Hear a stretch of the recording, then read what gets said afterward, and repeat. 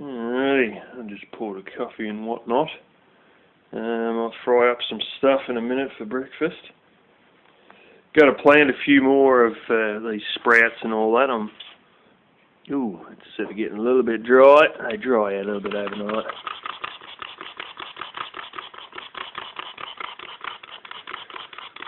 Pleased to say, I could see that one last night. That's the spinach beet, perpetual spinach, whatever. There's one sprouted there, and I just realised there's another one sprouting there. So that's good. I didn't think any of that was going to come up. Probably just takes longer to germinate than spinach, with there's a whole bunch of spinach. It's, really should be done today. They're only just starting to germinate, some of them. The bulk of them went before, but some of the spinach look like they're, quite a lot of them now have just popped a small root out, which is better to plant them like that than trying to jam a friggin' 2-inch root down a hole and snapping the root off, and then ultimately they don't take in the pot. As for cat food, got a more cat food, but I'm likely to pour that back in and go back to that chicken mince, because there's still a whole stack of that in my mum's freezer. And bogging up the freezer, and there's only flies getting into it that stop me feeding it to them.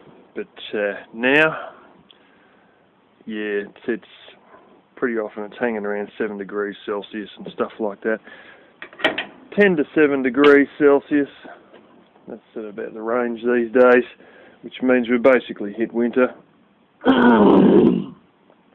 Here's a system that I've done. I actually left that on all night and went to bed, and got to the point where, I had to wait quite a while, around 9 o'clock, 9:30ish, where it was sort of almost gaining on it, but honestly, it gained about 1/8 of an inch in there. After 5 minutes of waiting, I was sort of at that almost equinox point where what's going out is the same speed as what's coming in. And when you think about it, when it goes to that T-piece, where it goes to a 1/2 inch thing and then suddenly opens up to a 3/4 inch fitting, whatever it can fit through that 1/2 inch line, which is its restriction, is what it can let out. And of course this is a 1/2 inch line coming in at a pretty slow gravity feed, and they almost equal each other. So at a certain point there, the corrugated iron tank dropped low enough that this actually was outspeeding. This was draining out faster than it was filling in. So anyway, as I said, I set all that up below this line, and it all turned out to do nothing at all. So then I ran it at a minimum. As you can see, that pot there is almost straight, and looks like there's a drop there, but there's actually not. It's just a curvature in the line. It's only not even an inch's drop. It's probably only 1/2 inch drop from there to there, but it flows well, and we have an immense amount of wrigglers that come through and all that. Mosquito larvae. It's hard to believe they're actually still alive. There's mosquito larvae at this temperature, but I suppose they're born at a certain date and they're just going to do their thing if they don't freeze to death. So, and they're not going to freeze to death inside a water tank. You go there's a secondary line. Done the old trick here. You got to go pretty hard at it to do it. You basically use a bit of wire. Where this come off the drum, it was actually so big it fit on quite loosely. So I put tape around there, and then I thought, it's fitting on a little bit too loosely. I did keep going further up until I started to jam up, and then I thought, I want something better than tape, so I just put a bit of wire tied around. I've seen people use bits of tie wire like that in place of hose clamps.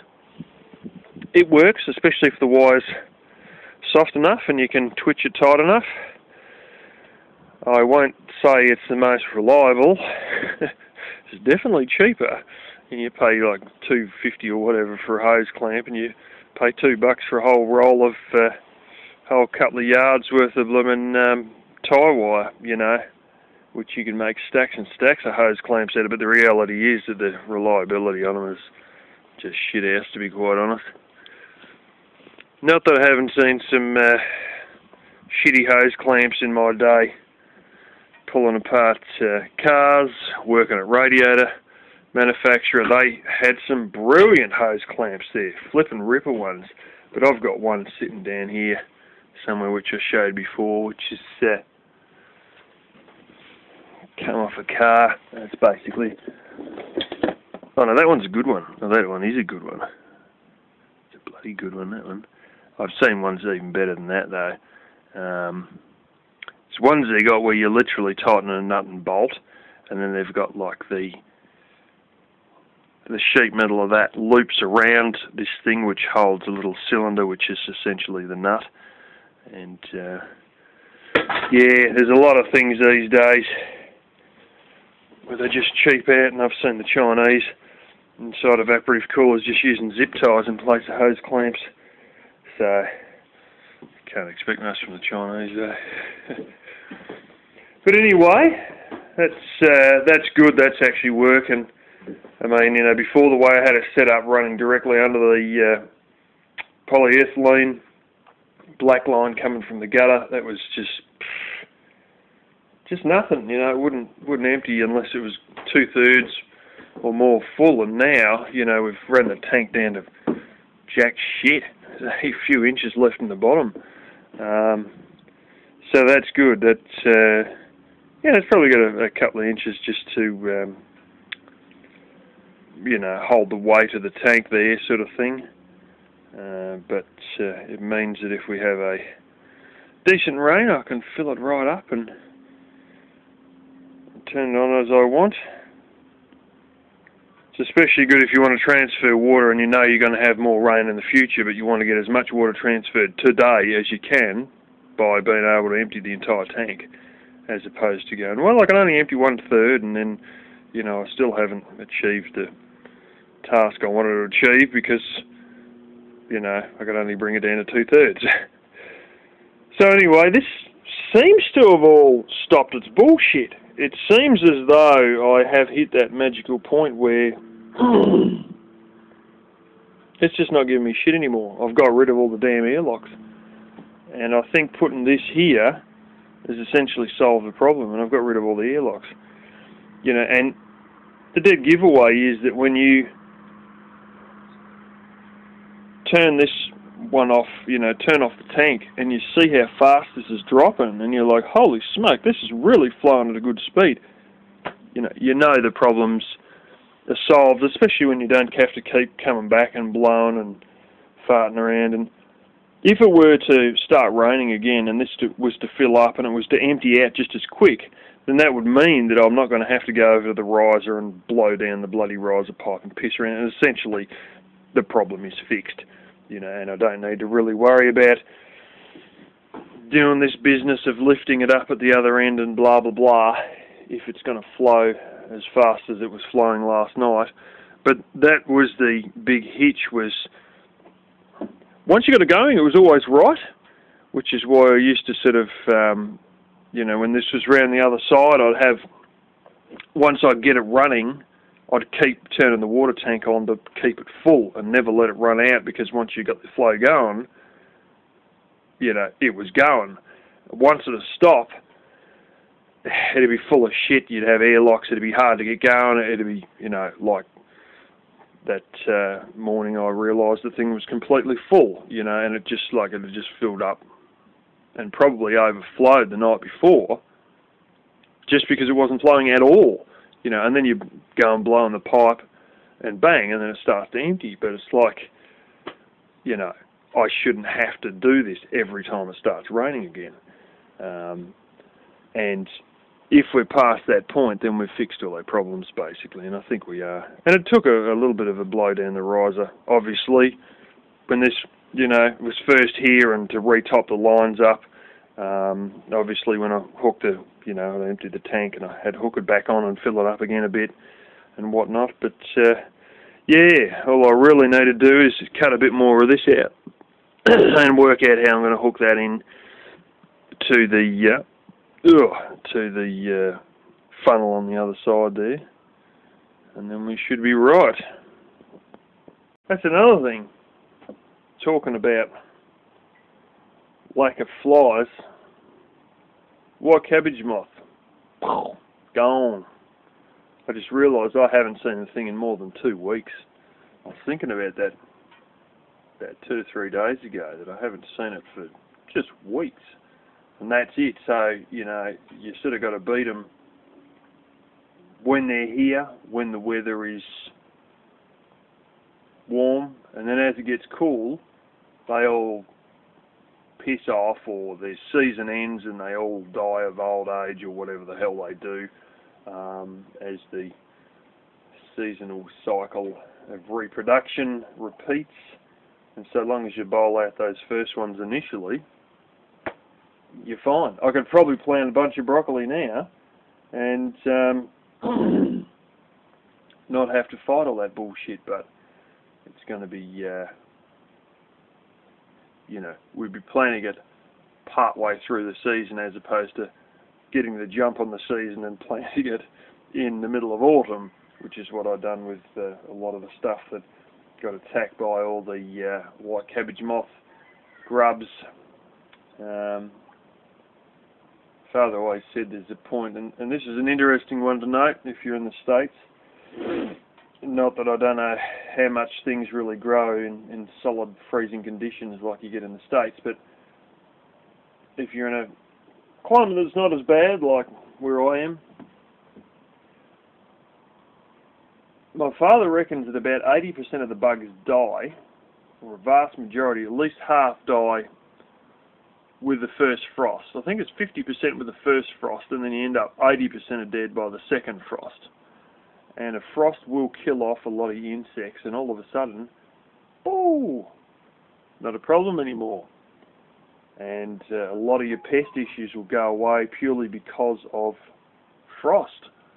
So, and that's something, you know, like just sheer cold weather is, you know, causes the cabbage moth to piss off, is no more flies, you know, and then you sort of, yeah, you've got a few of your problems out of the way straight away when it comes to broccoli and feeding cats chicken mince.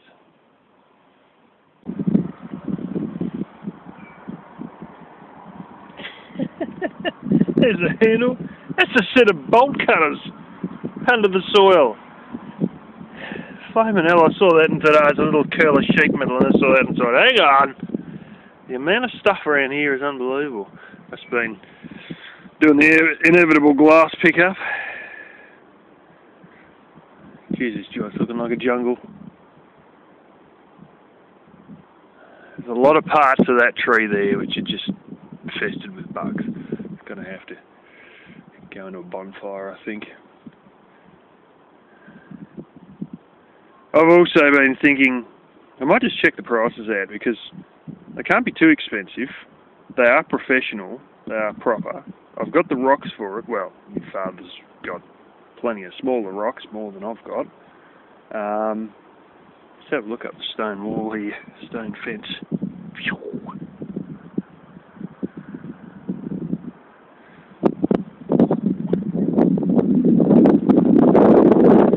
Anyway, my father's got plenty of small rock stuff, sort of like about this size.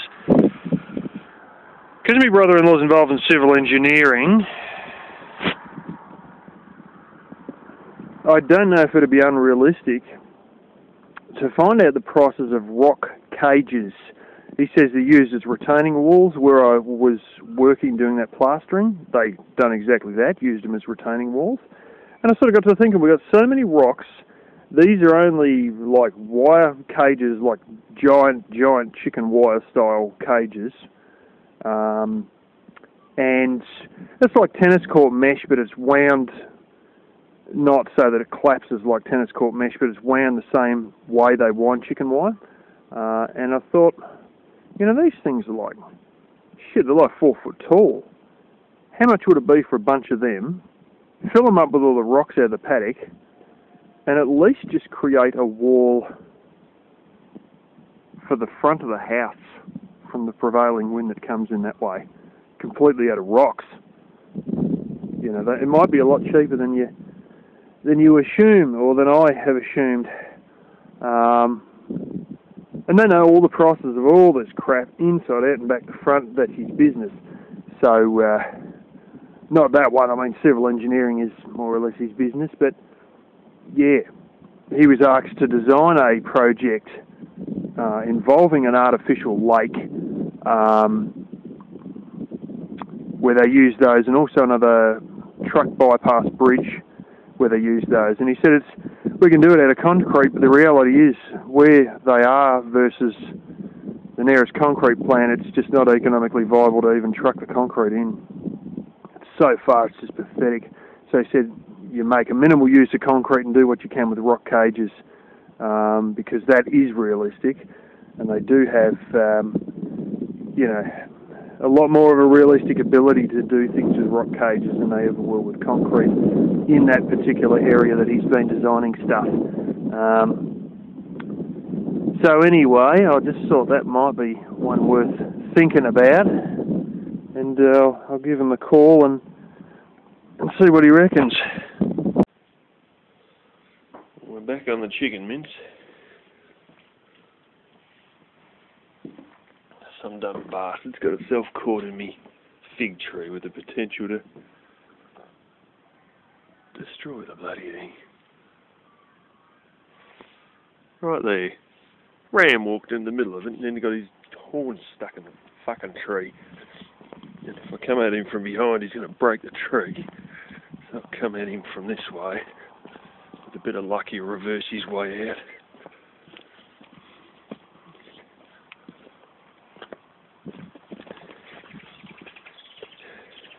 What did you do, you silly bastard? Hey? Yeah. Okay, he's got this one there stuck around. I'll come from behind, he might get out.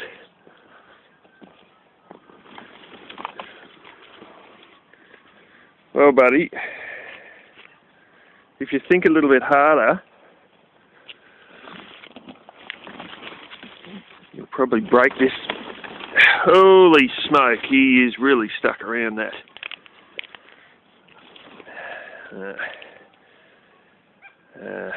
Yeah. I might just be a bit better to go and get the lops, I think.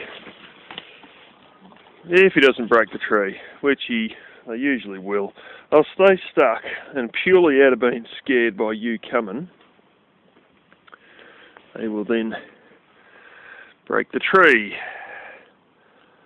Anyway, they didn't break one of the big shafts, it was only a little one, so...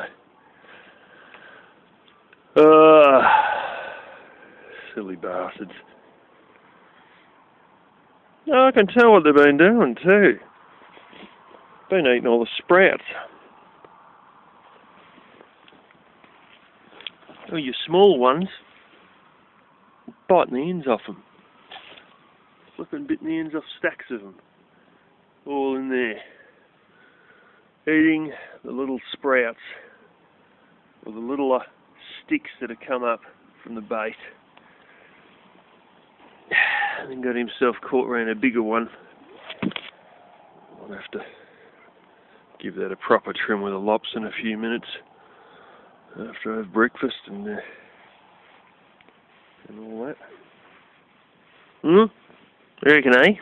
They're silly, aren't they, hey? If you got in a bind like that, you'd get out, wouldn't you? Anyway, it's part of the shenanigans. Although it was a bit cold in here and cold enough outside, it's always colder outside than it is in here. 5 degrees Celsius. So, it would be worse outside than it is in here.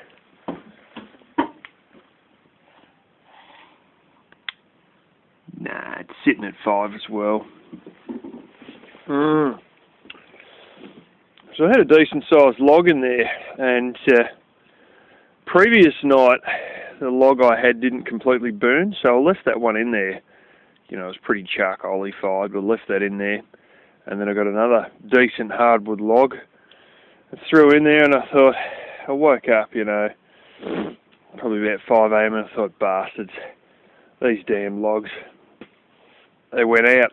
You know, I didn't put enough kindling in, and you know, there just wasn't enough heavy wood to be able to, you know, get the log to start burning. I went from too small to too big too quickly with not enough kindling, and this is what's happened. It's just gone out.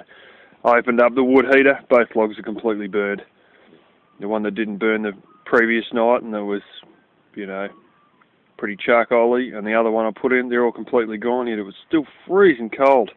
Unfortunately, somebody was laying on top of me, so she's keeping me warm. It's good to have a cat, I tell you what, it's good to have a cat. Because honestly, it's the difference between... Sometimes, honestly, it's the difference between having to get up and light the fire again, as opposed to being warm enough to just keep sleeping because something's keeping your feet warm or keeping your legs warm or whatever. And yeah, it's like a little blooming electric blanket. Except sometimes it hears scraping noises or something going down outside with Tabby Cat and then decides it's going to leave you for the next 2 hours. Well, it goes and investigates who's caught what this time. Isn't that right, hey? Especially if you hear Tabby Cat come in, then you're going to go and see what he's doing. Or if he's got anything, like a mousey. Or a rabbit. We've still got a rabbit that hides in the back of all this when I come down the driveway, so there's still one you got to catch, bud. But anyway,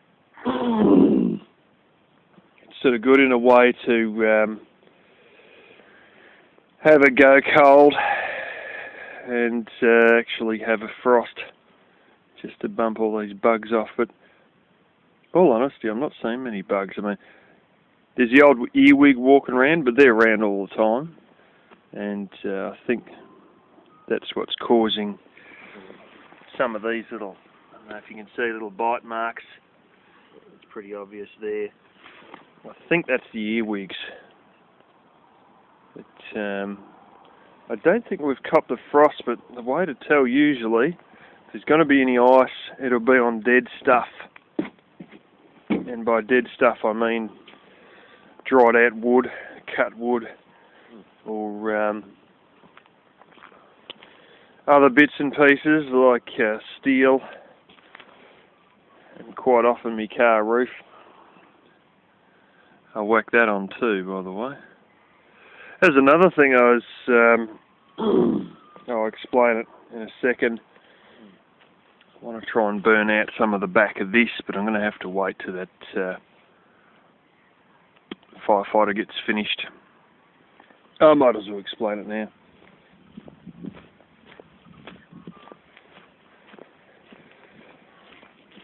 There is nothing actually wrong with that firefighter, and the carburetor works absolutely fine.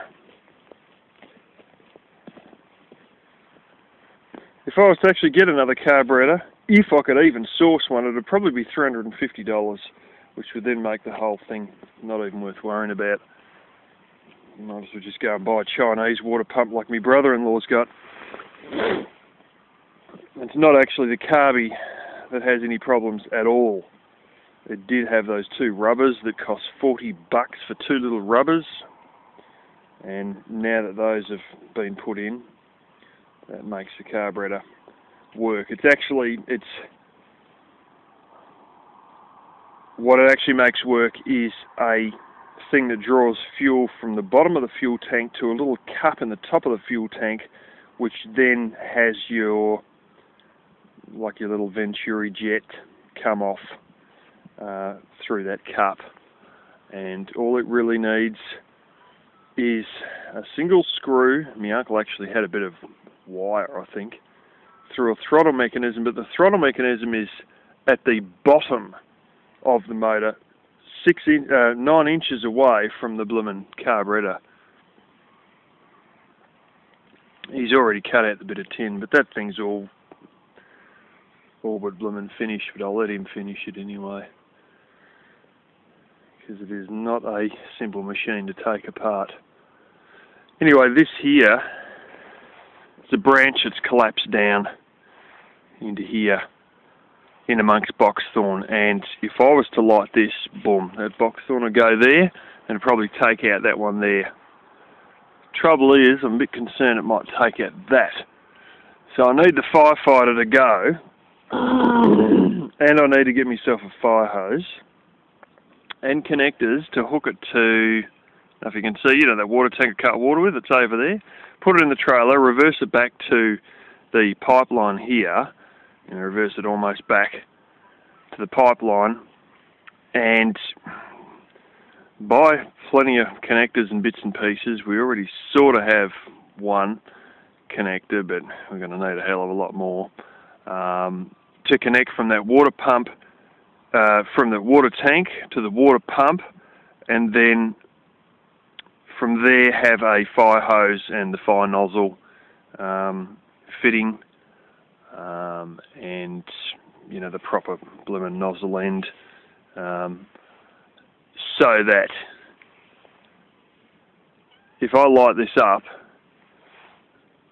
you know, there's a 80% chance that it won't burn this, but if it does burn this, I'm fucked, you know, and we need to be ready and have the capabilities to throw water bloody 35 foot in the air. If lighting this, I mean, it should just burn directly up, but, you know, it's so close to the edge of that it might catch that on fire.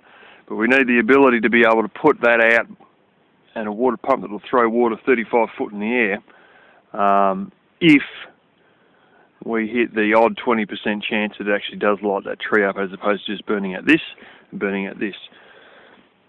The idea behind this is actually, I've got a few things under there that I've got to move out before I light any fire.